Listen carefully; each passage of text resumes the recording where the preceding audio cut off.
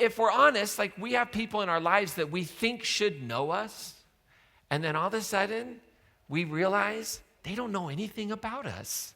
Has that ever happened to you? Has it ever happened to you when somebody thinks they know you and then they start acting like they know you and you're like, don't act like you know me? Or maybe you say it jokingly because they nailed it, right? They really do like know who you are. Sometimes in our lives, we go through life and we have these relationships where we do feel like we know someone and we feel like we know them intimately, we know them really well, but then something happens. And then one day we kind of wake up and it's culminated and all of a sudden we think to ourselves, I don't think I know you anymore. Right? Have you ever had that experience? Well, of course you know them, right? You know their name, you might know their birth date, their likes, their dislikes, but there's something about them that is unknown. There's something that feels disconnected. Right? It's kind of like that power cord that is connected to the wall outlet that you charge your phone on every day. And then one morning you wake up and you pick up your phone and it didn't charge. And you're like, what happened? I didn't do anything different. But some breaker somewhere or the cord went bad, but something has happened, right? Or maybe you know someone, you think you know them, but then they do something that feels like a bit of a betrayal. And then you hear this phrase, oh, you think you know someone. Like this idea of knowledge, this idea of intimacy is really fascinating. And it's challenging because sometimes we think that we know someone because we know their stats. Right? Sometimes we think, oh, I know this person really well because I know their favorite food is chocolate. Or I know that their favorite food is French pancakes. That's what they meant to write, you know. I know their favorite television. Like we think and we mistake kind of like knowledge with stats, like intimacy with just amassing all of these stats. But if we're honest with ourselves, how many of us like long for somebody like to know us at a deeper level? Like we want people to know us beneath the surface of those facts. Right? The truth is, like we want something called union. We want this idea of being known and fully, and knowing someone fully, of having a state of like connectivity that goes beyond just simple facts. But like we said at the very beginning of this series, like we're in this prison of separation. And there's a pain of this fear of separation, of a lie of separation that really keeps us from that experience. It keeps us from being known. It keeps us from knowing others. And the reality is that stats and facts, that kind of knowledge, it really can't transcend, it can't overwhelm the pain of separation. Like that measure of knowing, of being known, will never make us feel safe. The reality is, if all you know about me, right, is just facts, like it's not going to make me feel safe. It might make me feel a little special that, oh, you know my name, or you like know something about me, but it's not sustainable in terms of like depth of safety and security. Like we have to move for that. If that's where your knowledge about me ends or my knowledge about you ends, like at the end of the day, you're going to leave me at some point. If I can just share like kind of in a bit of a raw way, like this has been the story of my life for 30 years of ministry, right? Like in my profession, you get to know people, you do your best to be present, to build relationships with them, but you realize really quickly that sometimes that relationship is just facts, it's just a name, and then when the carpet isn't the right color, or the children's program isn't going the way they want it to, or you say something, then it's like poof, gone. And people who you share your home with, and like they just leave you. Like for some reason, like my profession has made me acutely aware that you knowing my name or even having been in my home is no guarantee that you're a safe person. And the same is true of me with you, right? That's just the truth of it. Like if we don't move beyond that kind of stats and facts knowledge, we never have safety. We never can get past our disagreements about carpet colors. We'll always assume the worst in other people. It happens all the time in this experience of church community. If we're just spectators and I'm kind of a monkey up here dancing for everybody, you know, whatever it might be. But until we like gather in community and get to know one another and share our lives with each other, will we be able to transcend that lie that we're not good enough, that separation? There's a really, really wonderful story in the Gospel of John. John is one of our 4 stories about Jesus. John is probably the most ethereal story of Jesus. It's theology, it's not history. John's telling us kind of a historical narrative, trying to help his audience understand the significance of this person of Jesus. Probably our latest gospel, maybe written 50 years after the life of Jesus. And in John chapter 1, so really early on in this gospel, how many of you are familiar with John chapter 1, verse 1? In the beginning was the Word, and the Word was with God, and we like to talk about that one at Christmas. And John chapter 1 kind of talks about the significance of what was present in this man, Jesus. And shortly after that, it goes into the baptism, and then we have Jesus calling his disciples, like his earliest followers. And it's in that part of the very first chapter of the Gospel of John. I just want to look at a really interesting story and see how it relates to this idea of knowing and knowledge. Now, one thing you might know about me is I'm not a literalist, so I don't read these stories.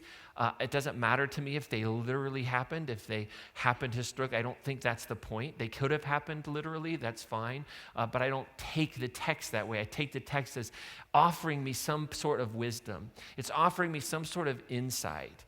So my personal decision to follow the teachings and the life of Jesus are not based upon the historicity of it, it's based upon the beauty of it. And those are 2 different things.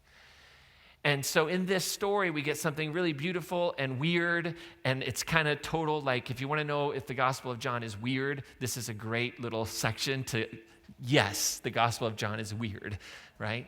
And so this is what it says. It says, the next day, Jesus decided to go to Galilee. Now, the thing about Galilee is that's where all the action was happening in Jesus' day. The Sea of Galilee was being commercialized by the city of Rome. It's why most of Jesus' ministry took place around Galilee, because that was a hotbed for all kinds of suffering and pain. Local fishermen, it's no surprise that Jesus' disciples, a lot of them were fishermen, because their lives were being deeply impacted by the policies of Rome that were taking over the sea and making it very difficult for them to fish, to make a living. So Jesus decides to go over to Galilee, and there he finds Philip. And he says to Philip, "Follow me." Now, I would feel like there's probably more to the story. More to the story there, so we just assume, right? So he finds this guy, Philip, he says, "Follow me." Now, Philip was from Bethsaida, which is the city of Andrew and Peter. So we can assume that he knew Andrew and Peter. What John's saying is, like, Philip was a friend of Andrew and Peter. Andrew and Peter probably talked about Jesus. Jesus says, "Philip, you're invited. You're welcome to the table. Come and follow me." And after what he'd experienced with Andrew and Peter, he was like, "I'm in." And now Philip goes, by the way, this is how the message of Jesus still spreads, one friend to another, by the way. Like, we can send out flyers all day long, and that's wonderful. And we can put up signs. But the best way to share the hope of Jesus is by just letting people know what your faith community, what's happening in your own life. That's kind of what's happening here. It's really not that strange. So Philip was from Bethsaida. He knows Peter and Andrew. Now Philip goes out, and he finds this guy named Nathanael. And he says to him, "We have found the one about whom Moses in the law and also the prophets wrote. His name is Jesus, son of Joseph from Nazareth." Now, what is this saying? Well, Philip is saying, listen, we have found the guy. We have found our hope for freedom, our hope for liberation. We have found the next ruler. We found the next one, like Moses, the next king. And what Philip is referring to is a passage that's found in the Hebrew Scriptures in Deuteronomy chapter 18. In Deuteronomy chapter 18, God, Yahweh, is speaking to Moses and says, "I will raise up for them a prophet like you from among their own people. And I will put my words in the mouth of the prophet, who shall speak to them everything that I command." And this is where humanity comes in. Oh, and by the way, anybody who doesn't heed the words that the prophet will speak in my name, I myself will hold them accountable. Like, that's propaganda, okay? Like, that's not Jesus. So we know, well, something weird is going on here. It's like, oh yeah, human power and control. But that's the idea, right? So Moses proclaims in his teachings, and what we have in Deuteronomy was passed down, that there will always be a leader who is going to be raised up by God. And that leader you're to follow, and don't you dare question.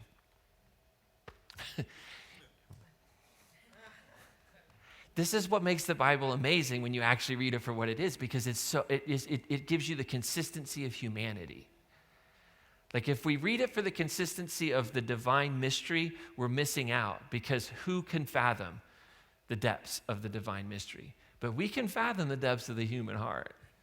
That just gets passed down from generation to generation to generation. And so there's this belief. So now Christianity reads this passage and says, well, Jesus is the fulfillment of it. But Judaism doesn't read this passage that way. Judaism would read this passage and say, well, there's a lineage of leaders, there's a lineage of national leaders that are elected by God to serve the people, to save the people, to lead the people, and they should be followed, okay? So John knows that, and John is bringing this story to his readers. And so here you have Philip, who says, we found the one in alignment, the one who's going to be the next leader, who's going to offer us that liberation. This is the significance of Jesus. This is what Philip believes. This is what the disciples believe. This is the guy who's going to free us from Rome. He's a strong leader. He's worthy of our loyalty. He's a national leader. He's going to bring Israel back to its glory. He's going to make Israel great again.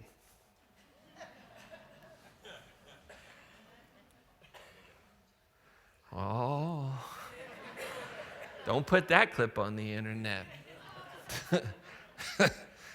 But that's the belief. We're being oppressed by Rome. We don't have our freedom. Look, all that's happening. Jesus is the guy. But here's the thing. Jesus is like, kind of. But Jesus is going to be so much more. And that's really what John is wanting to do here. John's wanting to let his audience know Jesus is so much more than, if Jesus was just a national leader, then his death makes no sense. And so John is trying to explain all of this in his story. And now he says, okay, what's going on here? So Nathanael says to Philip, right? Philip is like, we found the guy. Jesus, he's from Nazareth. A guy named Joseph is his dad. Mary's a little ticked off that she didn't get mentioned, right? Sorry, this is part of the problem with patriarchy, right? So Joseph is there. And Nathanael, he gets it. He's like, can anything good come from Nazareth? How many of you have ever heard that phrase? Like in some way, you don't even have to be a church person. You've heard something like that, right? Like, can anything good come from what city in Colorado do people say? I'm not going to say it, but you're thinking it. I don't know what it is, right? So he's like, what could come from there? And Philip says to him, well, just come and see. Come and see for yourself. Now see, Nathanael understood something. He understood Jerusalem politics. He understood that Jerusalem was the seat of power. Jerusalem was where decisions got made. You had to know people in Jerusalem if you wanted to get things done. Nazareth had zero cultural influence, didn't have any power, didn't have any resources. In fact, the more influential cities that were even around Nazareth, they were losing their power because everything was shifting towards the sea at this point in time. And so Nathanael's like, what are you talking about? And so here's what it says. It says, when Jesus saw Nathanael coming towards him, which means what? That Nathanael was at least open to it. He was at least open to the idea. He trusted Philip enough. So he comes, and when he's off at a distance, Jesus, who's never met this guy, says, here is truly an Israelite in whom there is no deceit. So he sees Philip, he sees Nathanael, he makes this statement. Now, Nathanael's like, you don't know me. He says, where did you get to know me? Right, so he's like skeptical. Like, how could you know that I am the Israelite? Now again, remember, think about nationalism. Think about Israelite. This is the guy. Like, no deceit. He wants what's best. And then Jesus says this really interesting statement. He says, well, I saw you under the fig tree before Philip called you. I love that in this moment, Jesus sees more than the facts and the stats of Nathanael. I don't know what he saw. But he's like, Jesus doesn't say, well, I was talking to Andrew, Peter, Philip, they know you, they told me. No, he's like, oh, no, I saw you I saw you when you were coming. I saw you under the fig tree. And when Jesus says to this guy, well, I saw you under the fig tree before Philip called you, Nathanael replies, Rabbi, You are the Son of God. You are the King of Israel. Which makes me wonder, what was he doing under the fig tree that he did not want Jesus to say out loud? Right? Like, I picture this moment like Jesus opened his mail, I don't know. And he's like, oh, yeah, you're the man. Let's not talk about the fig tree anymore, right? Like, what is going on under the fig tree? No idea.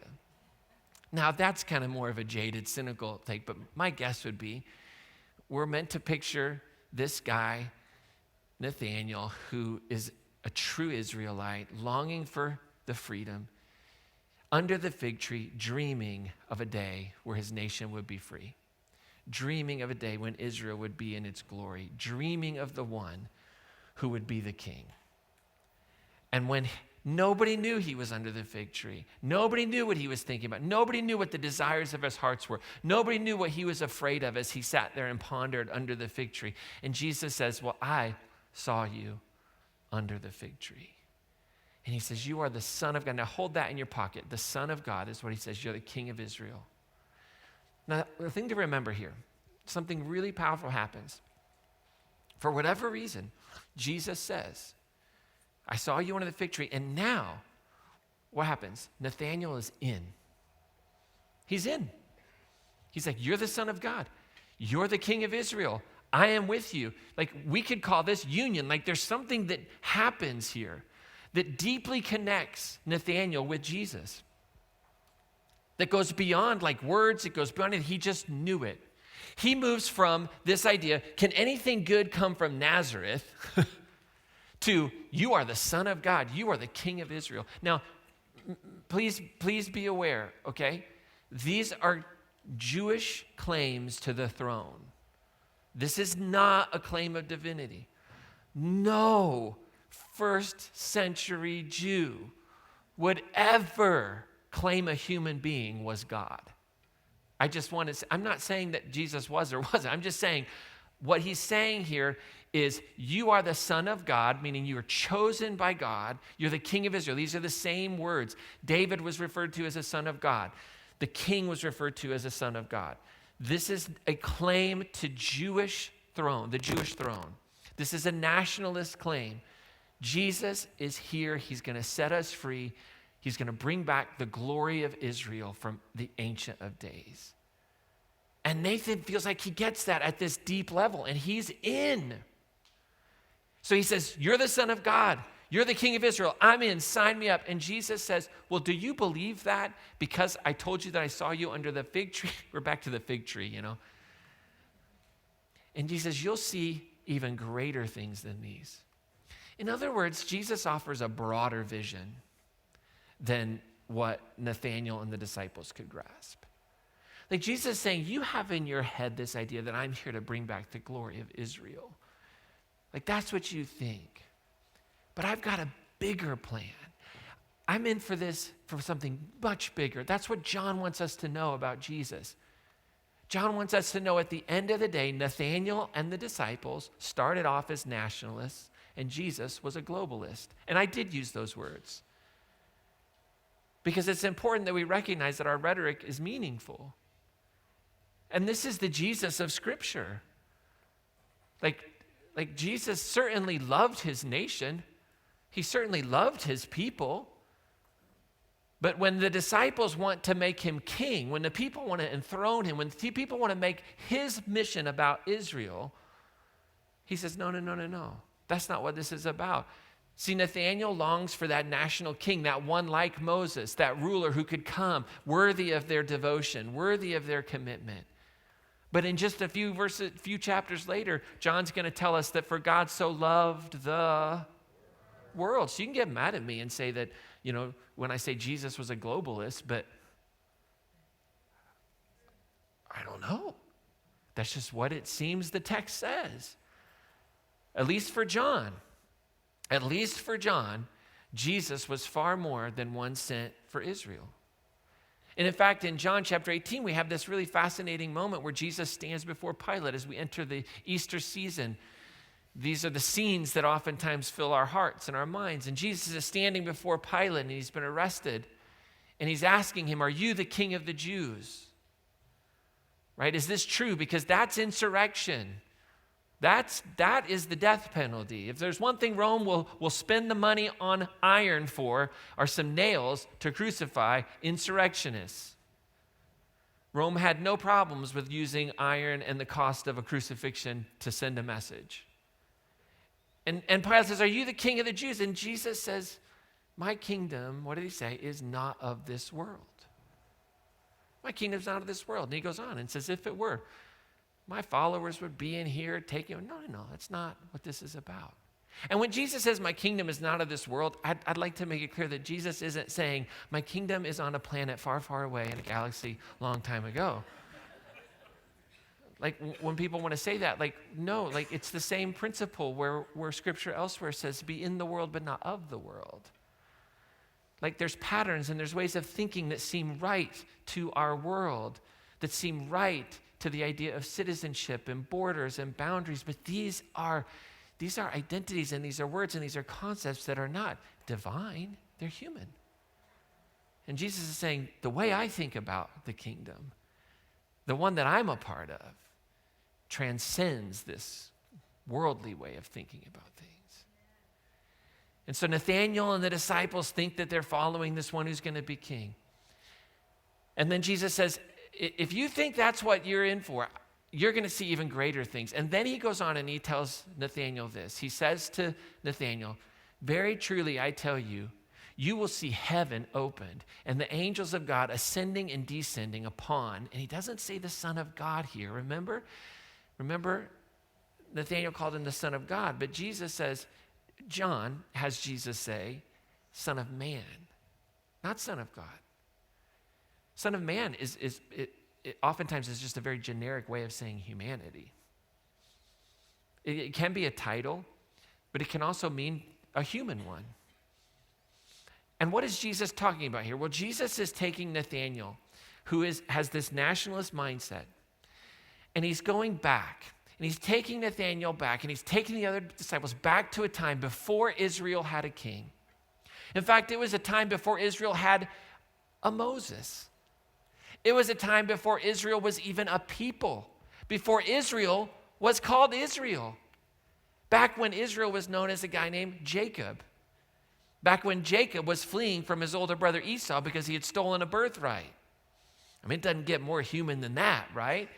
And he takes him back to this story, and he says, this is what you're going to see.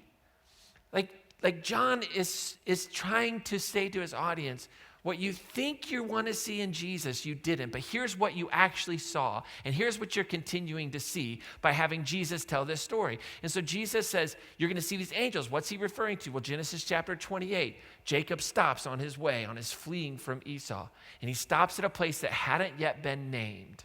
He stole the birthright. He doesn't know what life is going to be like. He's fleeing. And while he falls asleep, he has a dream. And he dreams of a ladder or a staircase. And this ladder reaches from earth to heaven.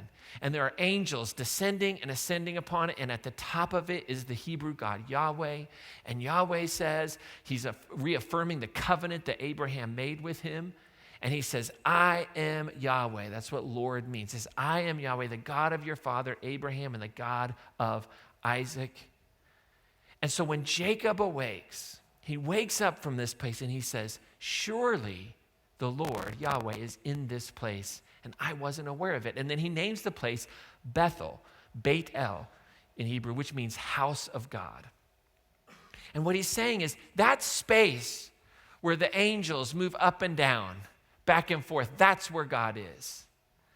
That's where God is. And what does Jesus say? I'm going to show you something even greater. Ascending and descending on what? On the Son of Man. See, Jesus is saying, your humanity is where you're going to find the divinity. Like John wants his audience to know that yes, Jesus is a king, but not the way that we thought.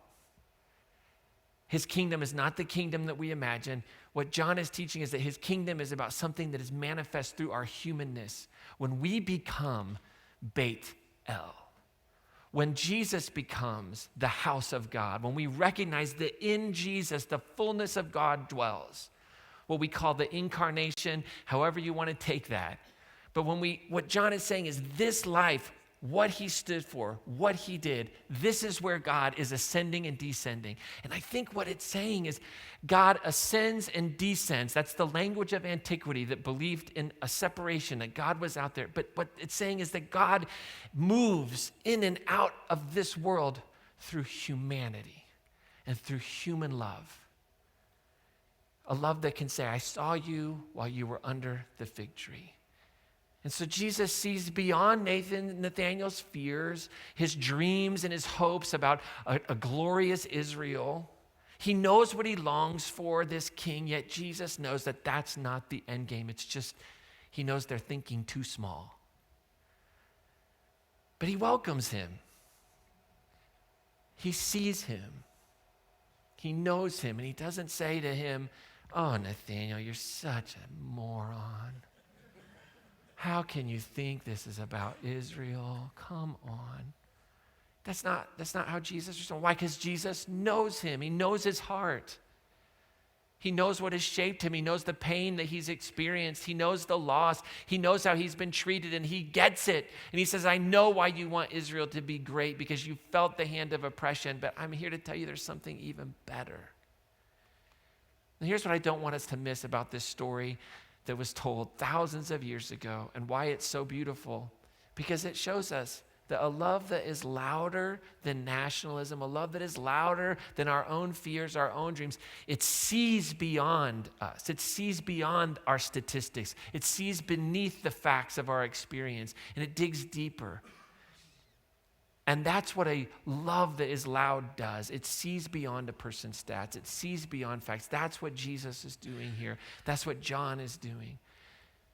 So love is louder than fear and misguided hopes and doubts, only when it is committed to knowing a person deeply, to understand where those doubts and where those fears and where those nationalist tendencies and ideologies come from.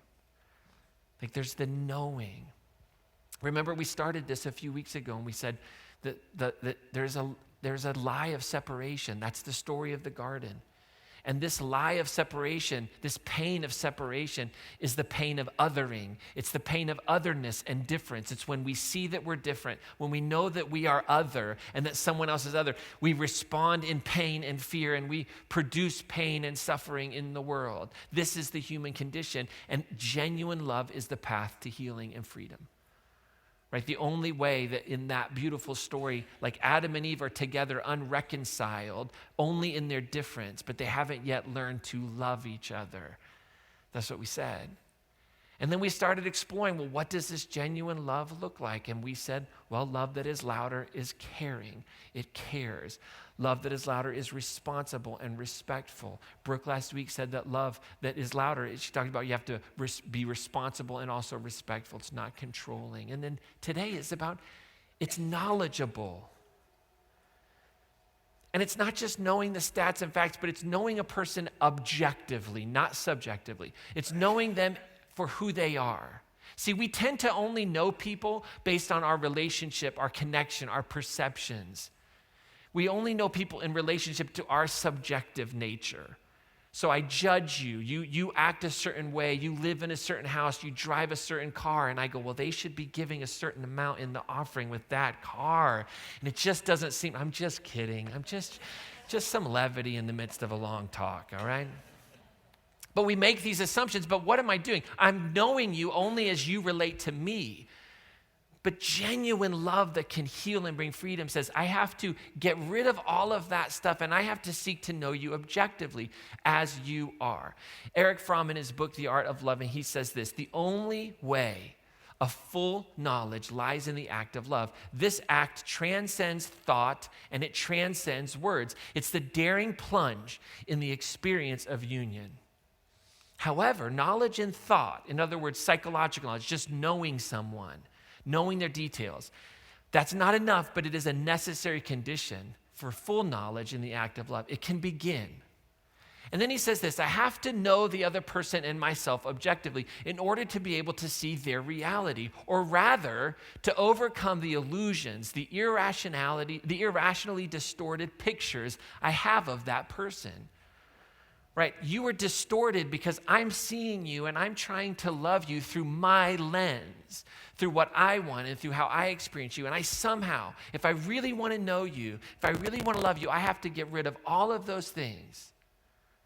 And I have to know you objectively. And he writes and he says, only if I know a human being objectively can I know him in his ultimate essence in the act of love. Think about what Jesus says. This is a true Israelite.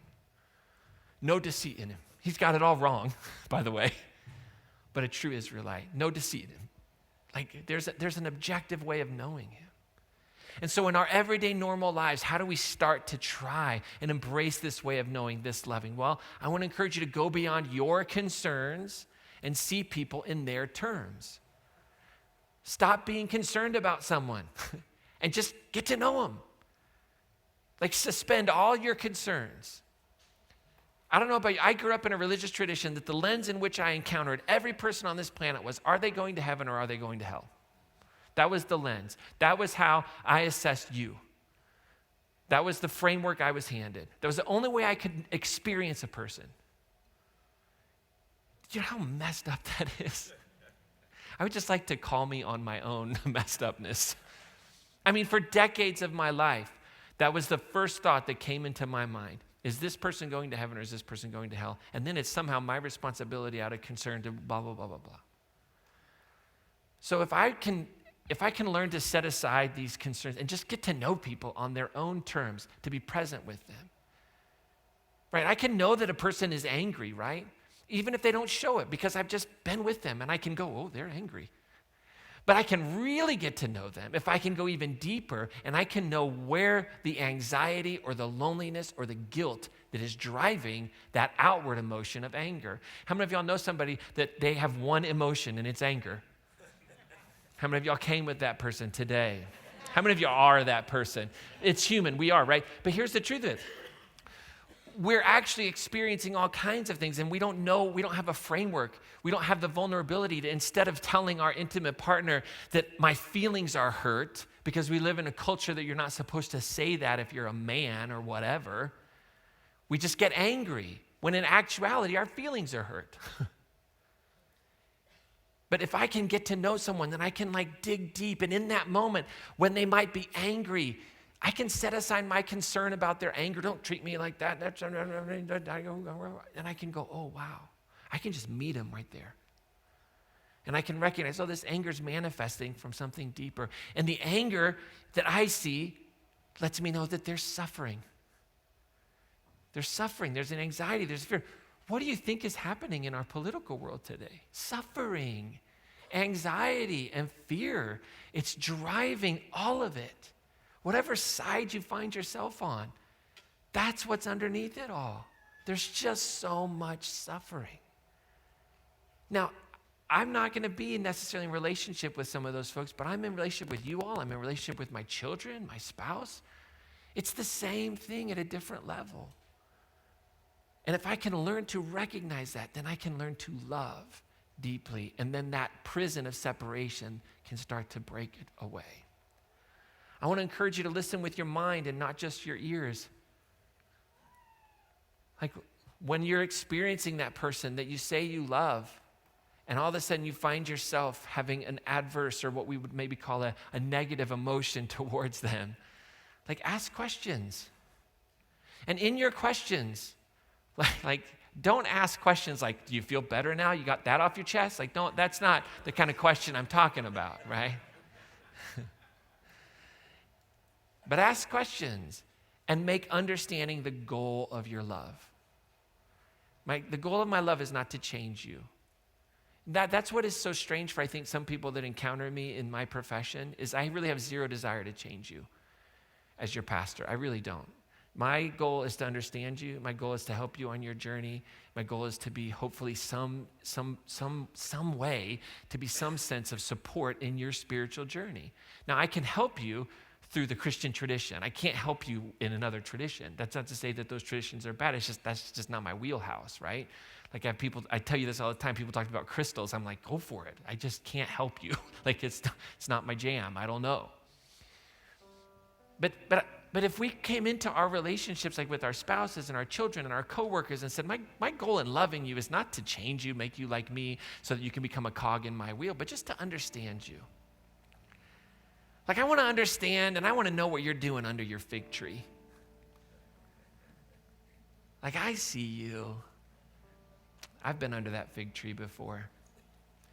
That fig tree of loneliness, that fig tree of doubt, that fig tree of fear. I've been there. And remember, understanding is different than agreeing. I can understand you and not agree with you, but here's the thing. I don't have to tell you I don't agree with you because it doesn't matter, right? Like, one thing I've learned is I'm wrong a lot. And I'd rather understand somebody and sit with that and learn from it than have to say, well, I just disagree with you. I mean, I think it's pretty clear if I disagree, I'm going to say it out loud, you know. I might live my life by a different set of values. To me, that's a pretty clear statement that I disagree with, but I understand.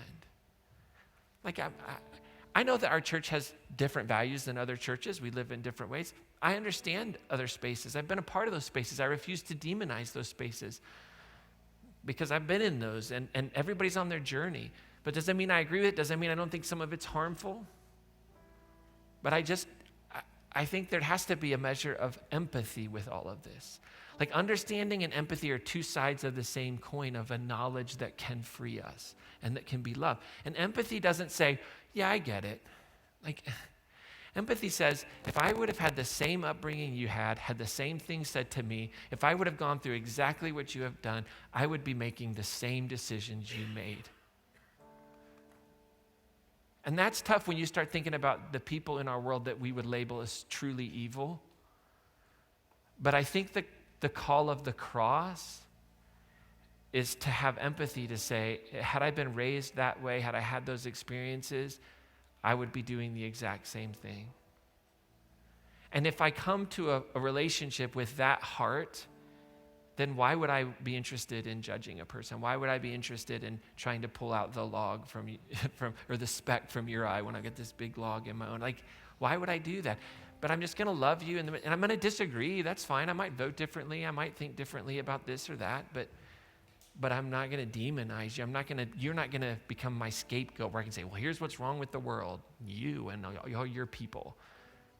There's no difference than that in any other side, right? Like, I can disagree with policies of any presidency, of any administration, of any leadership. I can disagree with my spouse. I can disagree with my children. But in my disagreement, can I understand them? And can I live a peacemaking life that's not bound by hate or fear, but freedom? Doesn't mean I don't engage. I mean, I think there's one thing about me. I'm an engager. But I want to do that in a way that honors the peacemaking path of Jesus. To live a life worthy of the call of Christ. It's not moral perfection. It's, Father, forgive them, for they know not what they do. Because when I pray that prayer, I'm realizing I need it myself, because right now I'm doing all kinds of stuff that are harming people that I don't know about yet. And I just want to have that space. I want you to have that space as a person, as a part of this church. And if we live that kind of knowledge, if we seek to know people and understand them in the midst of our differences, and even in the midst of our togetherness, right? What happens? Well, these beautiful, amazing communities and atmosphere of safety and healing are created. I have a feeling that a lot of us are still here. I use the word still very strategically. And you're still here not because, the lead pastor, he's just the greatest preacher in the world. I mean, come on. Like, you can go on the internet and you're going to find way better, right? I mean, I steal all this stuff anyway, I mean, you're not here as wonderful as our volunteers are, and our children's program is. Like, there's far flashier stages, and I have a sense that you're here because you sense that this is a space of safety and healing. And that, to me, is the win. Like, that's beautiful. And so that means we have to hold tension as a community that's engaged in what we believe are things that are just and important and part of the peacemaking path of Jesus, but we engage in a way that we don't create more victims. Because if we create victims in the way in which we engage in justice, we're just participating in the cycle. And I don't know how to do that. right? I'm trying, you're trying, we're trying. I want to do that with my own family, right? I had this lesson that came to me with my kiddos when they were little, and I realized, man, I'm a terrible parent. And it's not like it got any better over the years. You would think I would learn, but I did learn this lesson that when I could stop myself from being worried about my concerns, like, oh, my kid is making me look bad at the grocery store, or my kid is making me feel like I'm not a good parent, or what will people say? If I could suspend that, or when my kid is like having a tough moment and they're throwing their fit or they're doing whatever, if I could just get out of my own pride and just enter into their space and say, what's going on in your heart? Like, what are you feeling right now? Like, help me understand. And then all of a sudden I can get to know them, and I'm like, oh, that's why you felt like you couldn't be honest, or that, not that my kids ever lied, they're perfect. But when I pause and I would respond so much better by just understanding them. And this is true with my spouse. It's true with everybody that I know. When I start to feel that defensive nature in me come up and like, I don't deserve to be treated this way. Well, of course you don't. But neither did Jesus. And I don't take it lightly when I say I follow Jesus. So that means there are going to be times where I am mistreated. I don't deserve to be treated that way. But my response as a follower of Jesus is, Father, forgive them. They don't know what to do. Help me understand. And let's let love heal. Let's let love work its power. And in that's when I get to know someone. And that's where like Monday changes and Tuesday changes. And I will say this, it's a long change, right? Like, I'm a long change. But the more I'm loved and the more I feel safe, the more I feel vulnerable to express where I need to change, to admit that I need to change. But it's not until that atmosphere gets created can I learn, oh, I got to stop interrupting my spouse when they're watching their favorite anime show, having chocolate. It's a throwback joke to the game, in case you're wondering. So this week, what's God inviting you into? We're going to have communion. We're having a little bit longer service today with the communion, and we're going to do 2 baptisms during our next 2 songs. I hope you'll be patient and stick around a few extra minutes while we do this, and be present in communion, be present in the baptisms of Luke and Sam. And here's the thing, as we do this communion table together, as a reminder, everybody's welcome to the table. There is no creed. There's nothing to sign. You don't have to be a member here. You don't have to believe anything. The table is an invitation to experience a divine love in your life and to trust that there is a divine love to be experienced. And these represent that love is expressed even in death and injustice. So everyone is welcome to the table today. And we have baptisms. Baptisms are funny to me. Not funny, haha, but like, I think if Jesus were to walk in here, and I know some of you are like, Jesus is here. I'm like, okay, but go with me on this. Like, we could see him, and like, he's in his dress, okay, and he walks in. I just think Jesus would be like, what are you guys doing?